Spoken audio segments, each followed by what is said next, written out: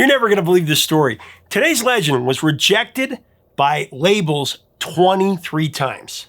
Now, she just kept going. She kept trying. When she finally made it, she had a song that she wanted to do that she knew would be a smash hit. It was going to be a cover. She actually saw it perform for the first time on TV in her motel room when she was touring with her first band. She was so blown away by this song, she made a vow right then and there she would cover it. The thing is, it took 6 years because it was rejected by her band time and again. Then when it was finally recorded, it was released as a B-side. Not once, but twice. But when she went solo, she had the power and she re-recorded it. This time she put it out as an A-side. It was a #1 smash for 6 weeks. One of the biggest rock songs ever. The story you're not going to believe is coming up next on Professor of Rock. Hey, music junkies, Professor of Rock, always here to celebrate the greatest artists and the greatest songs of all time. You know, if you know the names of every member of the Brat Pack by heart, you're going to dig this channel, music nostalgia all the time. We interview the great artists of the rock era, and you never know what's in store from day to day. So make sure that you subscribe right below so you don't miss out. Check the box and everything. And check out our exclusive content on Patreon to help us keep it a daily channel. So it's time for another edition of our series, The New Standards. This is a show that takes an in-depth look into songs that transcend genre, decade, and fads. Songs that are monumental touchstones in our culture and society. Previous episodes, we've covered Cats in the Cradle by Harry Chapin, Dreams by Fleetwood Mac, and Hotel California by Eagles. And the cats in the cradle and a silver spoon.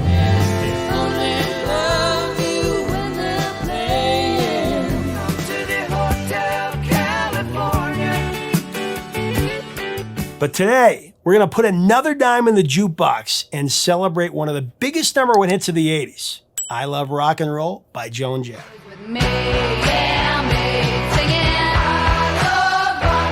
This is my pick for a new standard. It's just a song that, as a little kid, it grabbed me by the throat and never let me go. I remember going to a Pizza Hut as a little kid, and I would always beg my dad for dimes to play in the jukebox. They had one of those kind of square jukeboxes. And I remember every time I would get a dime for about a year, I always played I Love Rock and Roll by Joan Jett. It was one of those songs, it was like my window to the world of music.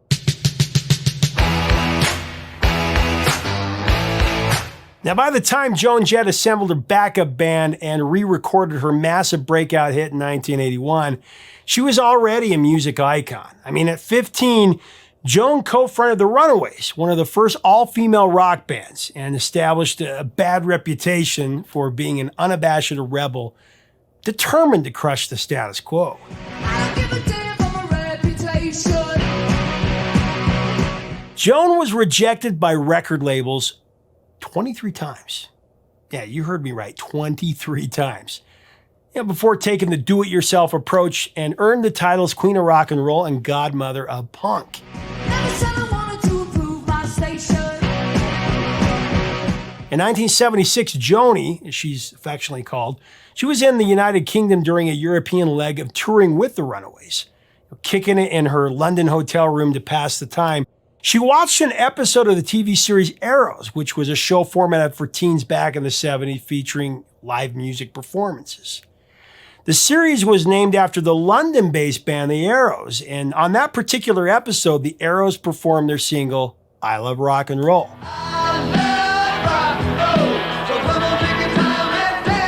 And Joan was instantly captivated. She said the song screamed hit to her. Joan expressed interest in recording her own version to the Runaways manager, Kim Fowley. She just knew it was going to be a hit. She made up her mind right then and there. She bought a copy of the 45 and excitedly presented the track to her bandmates as something for the Runaways to record. But the other 4 musicians in the group, consisting of Sandy West, Cherie Currie, and Lita Ford, and also Jackie Fox, they spurned the song. Joan revealed that the main reason that the Runaways declined to record I Love Rock and Roll was because they had already recorded a cover of Lou Reed's Rock and Roll.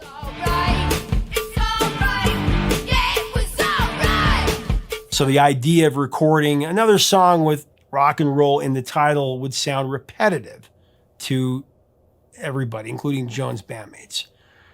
The reason for passing on the song seemed, rational to Joan, so she put her passion for I Love Rock and Roll on the back burner. As Tom Petty so profoundly declared, the waiting is the hardest part. We all know that to be true.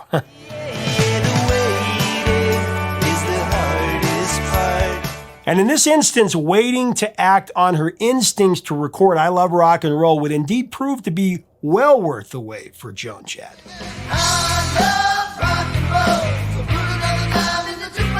I Love Rock and Roll, that was written by Arrow's lead singer Alan Merrill. Merrill wrote the music and the lyrics, but he did give Arrow's guitarist Jake Hooker co-writing credit to help pay off a debt Merrill owed his bandmate for plane tickets from London to Tokyo that Hooker paid for with funds that he received from his mother. The plane tickets helped Merrill fly to Tokyo to do some touring with his previous outfit called Vodka Collins that had generated a Flickr attraction in Japan. Merrill promised Hooker that he would always list him in the songwriting credits for I Love Rock and Roll if anything ever happened with the song. And it would be the best investment that Jake Hooker or anyone could ever make. Merrill and the rest of the Arrows began collaborating with the illustrious British hitmaker Mickie Most. Mickie instructed Merrill to come up with a rousing, anthemic song that was simple, maybe 3 chords at the most, something in the vein of Eddie Cochran's Summertime Blues or the Troggs' Wild Thing.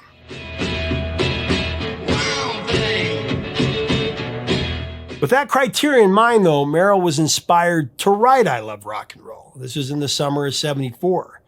After having what he called a knee-jerk reaction when he heard It's Only Rock and Roll by the Rolling Stones on the radio.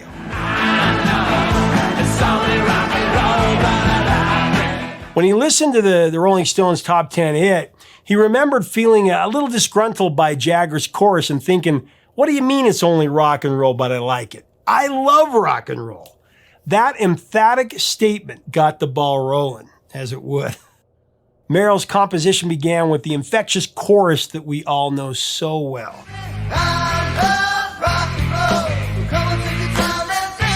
The lyrics sounded like a certain hit song to Merrill. His idea was to create a song within a song, so to speak, a song separate from the verses. The profound chorus would project loudly from a jukebox, with kids in a disco flirting with each other on the dance floor and instantly singing the song together.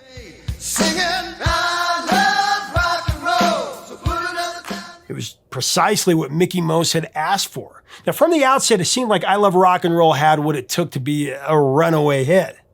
The navigation in the studio by Mickie Most as the producer of the track alone gave the song instant cachet. Mickie, of course, instrumental in the crafting of a long list of hit singles by everybody from Herman's Hermits to Donovan, Lulu, Hot Chocolate, and Suzi Quatro, among many, many others. The Arrows original was surprisingly released, though, as a B-side. This is because Mickie preferred the ballad to be the A-side. And Mickey's wife, Christina Most, encouraged her husband to flip the sides. But the song was the victim of really bad timing, and it failed to catch on. And actually, I Love Rock and Roll, it was a B-side 2 different times. At the time of the release of the Arrows' I Love Rock and Roll, there was a newspaper strike in the UK, so new songs were not getting any exposure in the papers. And that was a big deal back then. The band was also in a bitter feud with their record label. Imagine that. Those factors actually exiled the song to obscurity that lasted more than 5 years. Outside of the performance on the telly that, Joan happened to catch, the Arrows' original was largely overlooked, and it stalled in the outer reaches of the UK singles chart as a B-side. Labeled as a glam rock band, the Arrows' highest-reaching chart hit was Touch Too Much in 1974, which went to number 2 in the South African charts and remained in the top 20 in that country for about 15 weeks.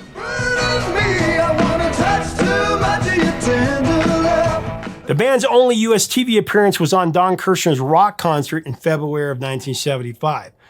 On that late night show, the Arrows played their UK hits Touch Too Much and Toughen Up.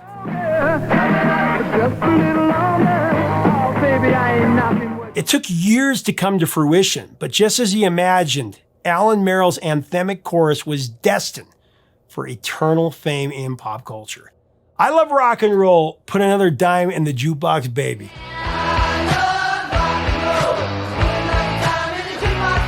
that chorus was made for someone like me, and probably for you. I do love rock and roll, and I happen to love the jukebox. What a cool invention. The jukebox, that wonderful, partially automated hit machine evolved from the nickel in the slot phonograph that was invented by William Arnold and Louis Glass in 1890. Actually, in 1928, the piano manufacturer Justus Seeberg combined an electrostatic loudspeaker with a Thomas Edison invented record player that was operated by coins. The term jukebox was spawned by the usage of juke joint, which was a name for rural dance and gambling clubs in the late 30s and 40s in southeastern America. Jukeboxes became extremely popular in the 40s and the 50s as one of the primary ways to listen to your favorite song, especially with teenagers. Actually, by 1945, most of the records manufactured in America were inserted into jukeboxes, and the machines became quite profitable for restaurants and malt shops and bars. Jukeboxes were so prevalent at that time, Billboard magazine published a chart that solely measured jukebox play of a song in the 50s. They even incorporated the data into the formula that determined the most popular songs for their Hot 100 survey. And although the use of jukeboxes declined significantly by the 60s, they maintained a cool novelty appeal, like a piece of retro art or a classic black and white movie. Period pieces depicting the 40s and 50s often used a jukebox in the set to really transport us to an age of innocence and wonder.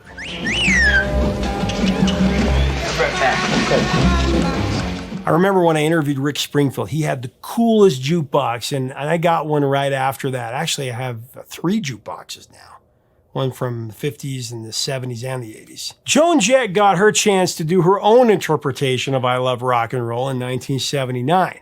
Her initial stab at the song was on a recording with former Sex Pistols members Steve Jonesy Jones and Paul Cookie Cook. That version was released on vinyl on the Vertigo Records label. Once again, I Love Rock and Roll was relegated to the B-side, chosen to be incidental to the single You Don't Owe Me.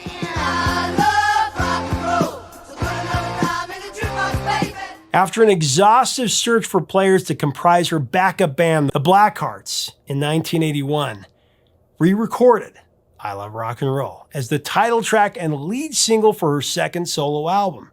The timing was finally ideal for Alan Merrill's track to flourish. After stalwart manager Kenny Laguna landed Joan a solo deal with Boardwalk Records, which benefited from being a subsidiary of the major label Polygram Records.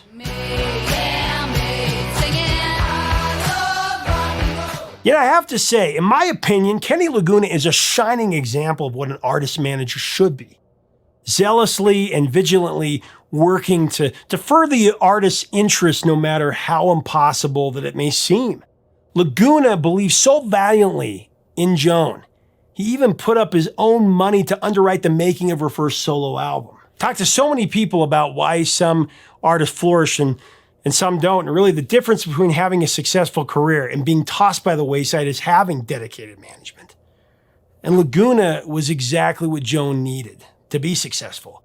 Now, the new and ultimately definitive version by Joan Jett and the Blackhearts featured the iconic guitar licks delivered by the lead guitarist of the Blackhearts, Mr. Ricky Byrd.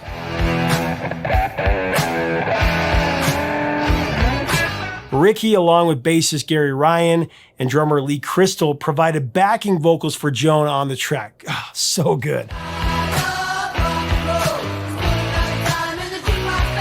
Ricky was a pivotal part of the Blackhearts for more than a decade and has an esteemed resume of stints with many of the all-time greats. There's The Who, Paul McCartney, Steve Miller, Jimmy Page, Alice Cooper, the Beach Boys, Bruce Springsteen as well.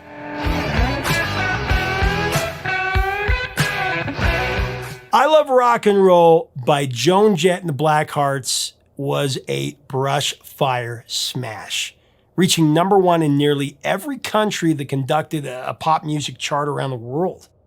It sat on top of the Billboard Hot 100 for 7 weeks. And it finished as the 3rd biggest single in the year-end countdown for 1982.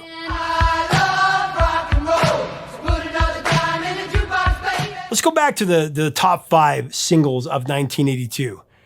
At the end of the year, the chart looked like this. At number 1, you had Physical by the late Olivia Newton-John.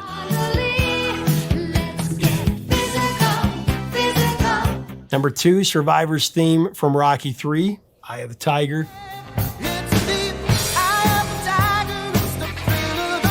I Love Rock and Roll, of course, at number 3 by Joan Jett and the Blackhearts.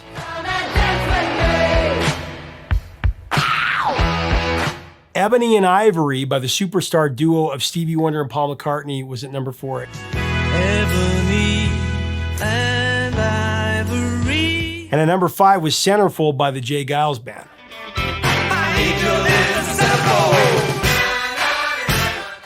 Love the 80s. Thanks to Joan Jett, Jake Hooker was reimbursed for the airline ticket that he paid for out of the royalties he received as a co-writer of I Love Rock and Roll. In spite of the copious royalties, though, Hooker succumbed to personal demons and committed suicide in 2014. Alan Merrill, the author of the eventual pop phenomenon, he passed away in 2020 from complications brought on by the COVID virus. The single for I Love Rock and Roll was certified double platinum by the RIAA, representing the sale of more than 2 million units just for the single. The song was inducted into the Grammy Hall of Fame. That happened in 2016. A year before that, in 2015, Joan Jett and the Blackhearts were inducted into the Rock and Roll Hall of Fame. In recognition of Joan's trailblazing impact in her dynamic career, this spanned more than 40 years at that point. I was really going to try not to cry and be tough, but that's a little overwhelming there. Thank you. Besides Joan Jett and the Blackhearts' renowned staple, I Love Rock and Roll has been remade by a variety of artists from different genres. There's Britney Spears, Casey Dixie, Hear me singing, I love rock and roll. Putting up and down in the jukebox, baby. LA Guns, Next we were moving on. She was with me, yeah, me. and the Japanese rock band L'Arc-en-Ciel.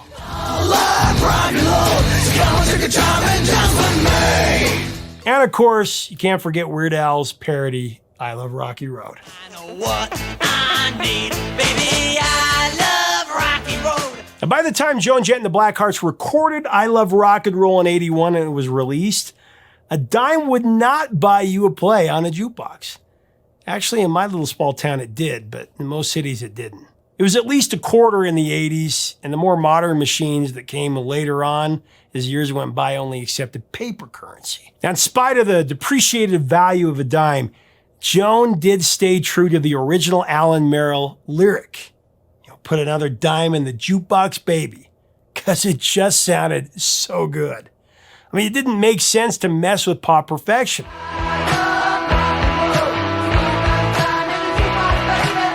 A dime may not buy much these days, but its placement in that song is proven invaluable to the creation of one of the true standards of the rock and roll era.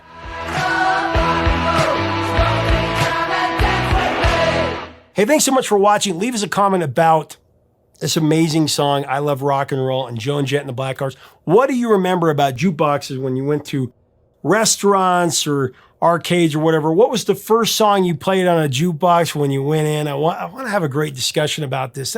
I miss that so much. My kids, of course, know what it is because I have some jukeboxes, and they've even said to me, I wish we had these.